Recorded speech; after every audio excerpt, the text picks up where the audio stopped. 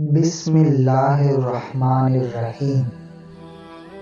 غزوہ خیبر کے موقع پر ایک چرواہا حضور اقدس صلی اللہ علیہ وآلہ وسلم کی خدمت میں آیا۔ وہ یہودیوں کی بکریاں چرایا کرتا تھا۔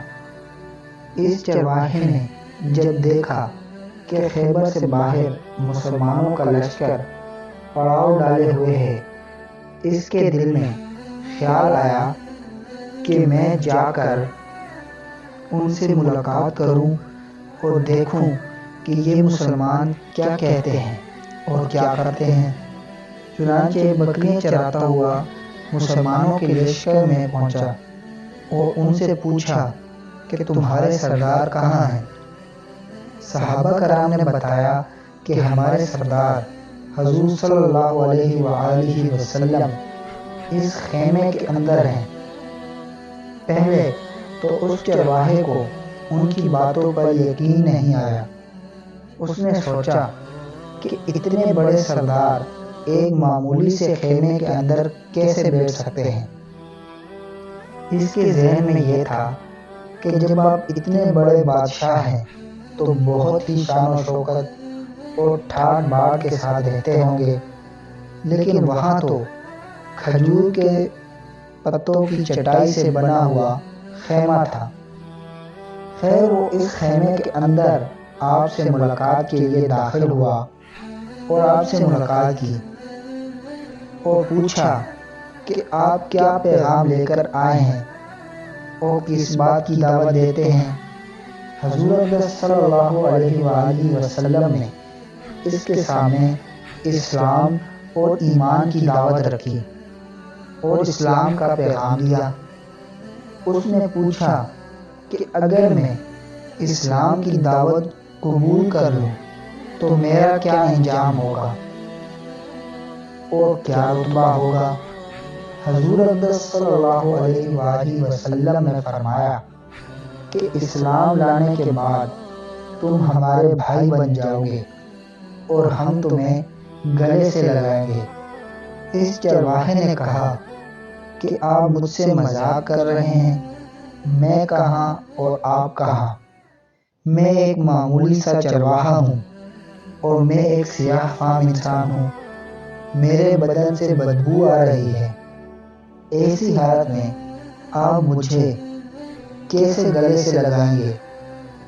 حضور اقدس صلی اللہ علیہ وآلہ وسلم نے فرمایا کہ ہم تمہیں ضرور گلے سے لگائیں گے اور تمہارے جسم کی سیاہی کو اللہ تعالیٰ تابانی سے بدل دیں گے اور اللہ تعالیٰ تمہارے جسم سے اٹھنے والی بدبو کو خوشبو سے تبدیل کر دیں گے۔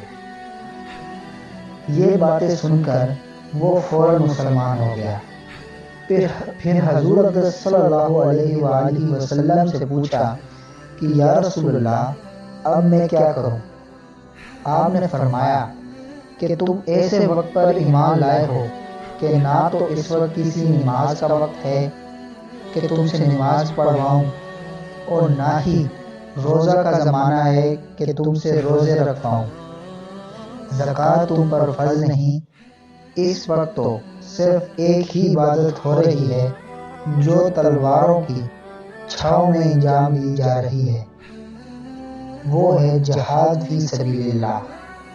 اس چرواہے نے کہا، یا رسول اللہ صلی اللہ علیہ وآلہ وسلم، میں اس جہاد میں شامل ہو جاتا ہوں، لیکن جو شخص جہاد میں شامل ہوتا ہے اس کے لیے دو میں سے ایک صورت ہوتی ہے، یا غازی یا شہید۔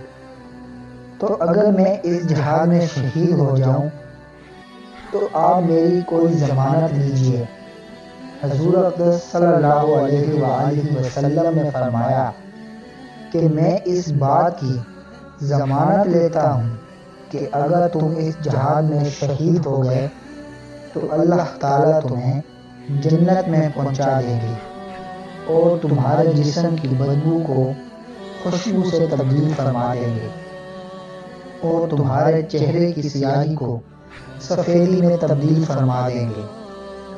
چونکہ وہ چرواہا یہودیوں کی بکریاں چراتا ہوا وہاں پہنچا تھا، اس لیے حضور صلی اللہ علیہ وآلہ وسلم نے فرمایا کہ تم یہودیوں کی جو بکریاں لے کر آئے ہو ان کو جا کر واپس کرو، اس لیے کہ یہ بکریاں تمہارے پاس امانت ہے۔ اس سے اندازہ لگائیں کہ جن لوگوں کے ساتھ جنگ ہو رہی ہے، جن کا محاصرہ کیا ہوا ہے، ان کا مال غنیمت ہے، لیکن چونکہ وہ چرواہا بکریاں معاہدے پر لے کر آیا تھا، اس لیے آپ نے حکم دیا کہ پہلے وہ بکریاں واپس کر کے آؤ، پھر آ کر جہاد میں شامل ہونا۔ چنانچہ اس چرواہے نے جا کر بکریاں واپس کی اور واپس آ کر جہاد میں شامل ہوا اور شہید ہو گیا۔ جب جنگ ختم ہوئی تو حضور اقدس صلی اللہ علیہ وآلہ وسلم لشکر کا جائزہ لینے لگے۔ ایک جگہ آپ نے دیکھا کہ صحابہ کرام کا مجمع اکٹھا ہے۔ جب آپ قریب پہنچے تو ان سے پوچھا کہ کیا بات ہے؟ صحابہ کرام نے فرمایا جو لوگ جنگ میں شہید ہو گئے ہیں ان میں سے ایک ہے کہ جس کو ہم میں سے کوئی نہیں پہچانتا۔